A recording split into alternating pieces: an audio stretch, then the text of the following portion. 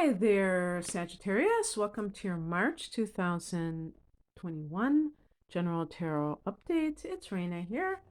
So I'm using my other my other phone camera. So this isn't the one I normally use, but hopefully it'll be good enough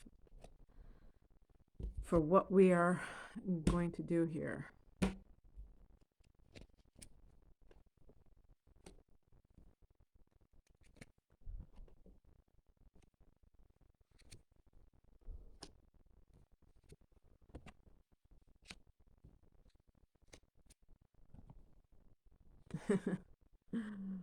Okay, this is where I get a little bit, oh well. Okay, we got our cards, Sages. We've got the Temperance card. I know you can't see it. I'm going to try to pull it back. Okay, that's a little bit better, huh? Okay, so the heart of the matter is the Five of Wands. The first thing I thought of was Aries season, where, jostling for being the top dog. Now this is a competitive card, but I get good vibes from this card. Normally when I get this card I think of conflict, and that can be one of the things going on, but since Aries season is happening, this can be like somebody who's like just going for it.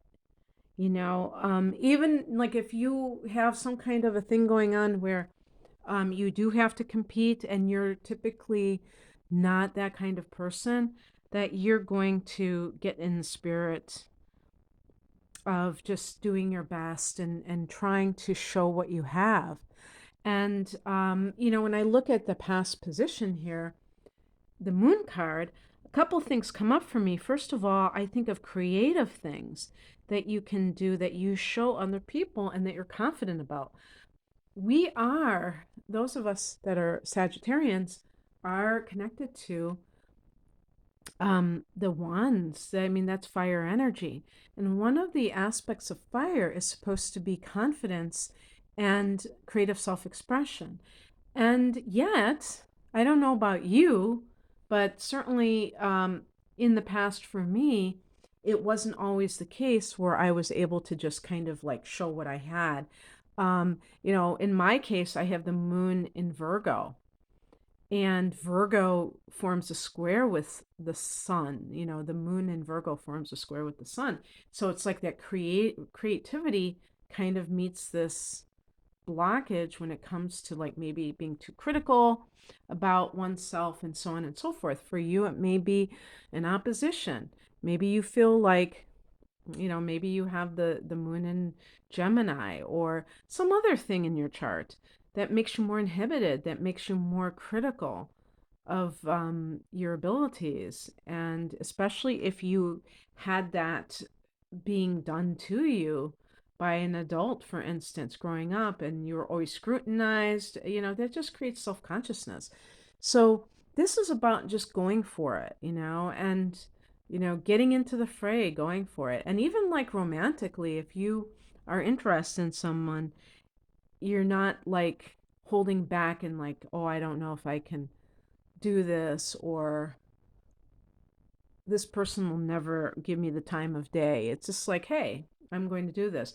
Actually, with the moon, I would say, in addition to creative endeavors, this could be someone who is a Pisces or a Cancer, I suppose, but the moon in the tarot is connected to Pisces. And I'd also say too, the moon card can indicate like confusion, and this can make you much more like, okay, I was confused about what I was going to do or whether or not I could do it. Now I'm just like going and grabbing the gusto. And, we have here a couple of good cards for money. So this is the higher perspective, and this is the Queen of Pentacles. And to me, it's interesting that this is the higher message, because this is supposed to be like a spiritual kind of an energy. And the Queen of Pentacles can be about the finer things in life. So even as a spiritual message, I would say, are you deserving of those things? This is like very um, pleasurable kinds of things in life on the material level. Um, I even see with these cards in the more challenging aspect, the moon card being this kind of how can I put it, like a deceptive influence, somebody like keeping something from you that um has to do with finances, that there was money available. So like, the typical one would be an inheritance, and the five of wands can be like a lot of people are fighting for that, trying to get their piece of the pie. And the queen of pentacles can be like, who is deserving? Everyone is deserving if they're living in integrity of having the good things in life. And even those people that are not very honest, I mean, they're deserving too, but they have to go about it the right way, because otherwise they are, interfering with other people's um, rightful inheritance. And the other thing too, it's like the queen in her castle. That's how I see the Queen of Pentacles. And it's interesting that there's this conflict, because that's such a peaceful card to me. So when I see it, I'm saying, is she like above the fray in a way? And she's like, I'm not going to get caught up in the drama of this, whatever this is. I'm just going to claim what is mine. And let them, they can sort it out. I'm just here chilling, and I'm enjoying what I have already, but I don't believe that I'm not deserving, that somebody can walk all over me either. So yeah, there's all kinds of possibilities with that card. But in some cases I can see it as a positive, like kind of the five of wands is more of a sporting, maybe even like literal sports. So you're competing in some kind of sports, but there's like a friendly nature. It doesn't always have to be adversarial. What crosses you is the King of Swords. If this is a judge, this could be like somebody that is working against you in some way.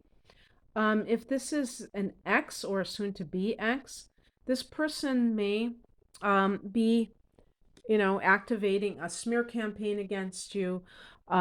Swords relate to air signs: Libra, Gemini, Aquarius, and they can, when the King of Swords is in the reversed position, this person is very dirty in their tactics. This person may be incredibly insensitive.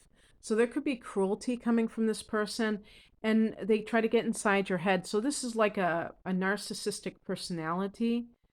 And this could be the father of your child, for instance, and they are trying to seek revenge because and it's funny too, because like with the moon card, they may have been the one who were deceptive, and then they're going to, just because you called them out on it, or that you said, I'm not going to tolerate this anymore, um they seek revenge instead of trying to do everything they can to make it up to you. So this person, they don't have feelings, and they will, if the person is a straight up narcissist, they do not have feelings. They don't have empathy. So it's hard for them to pull back and to feel guilty and to feel remorseful. Um, and that might be what that battle is about. It might be a legal battle. You may have, or conflict, and if it isn't legal, you have called them out about the deception which the moon card represents. This can be the boss, the boss who um, goads people on with these kinds of tactics in the workplace. Actually, in that situation, I would say that the moon card represents, um, how like some people, they will say one thing to one person and another to the other person to try to get them triangulation. Okay. So this could be a case of triangulation with someone. And in the family, on the job, the King of Swords can be the culprit, the person who is at the center of all of it. And the thing I would say about that, if that rings true for you, is that it's a waste of time to try to appeal to such a person, because these people, like I said, do not have feelings, they do not have empathy, and they're very callous. I think that is the best way. And because you probably are not, being a Sagittarian, because you may have empathy, you may assume everybody else does, and that would be a big mistake. What's coming in is the Nine of Pentacles. This is financial independence, and this may be just right up your alley. This may be one of the reasons why you're in a battle, because you're trying to get money that you feel you are deserving of, and it's creating this protracted battle. And this can be an opportunity for you to do your own thing, Sag. When it comes to anything, a creative pursuit that you are really showcasing, the Nine of Pentacles indicates that you have the money to sustain yourself during this time, however that comes about. And that makes it easier for you to kind of relax into that. You're not feeling that stress, and then you're able to do even more. And the outcome is your card, the Temperance card. One foot in the water, the spiritual, the creative, and one foot on the land, grounded. And of course, we do have cards that represent both of these elements, of the water, of the moon, and then of the earth, of the pentacles. And the Temperance card also can relate to artists and spiritual light workers. And so if that's something that you are getting involved with, you are supported there. Yeah, I didn't say that. I was talking about creative pursuits, but certainly also spiritual, with the moon and Pisces, can be that kind of healer vibes. And also, alchemy. And so to me, the ultimate alchemy is combining, which is what the Temperance is about, the earth and the spiritual and the material. Because when we neglect one for the other, we do create an imbalance, and it makes things very difficult. It's not that I'm saying that you can't just be totally like living in a cave and meditating all the time. Maybe you can. I mean, there's been spiritual teachers who do just that.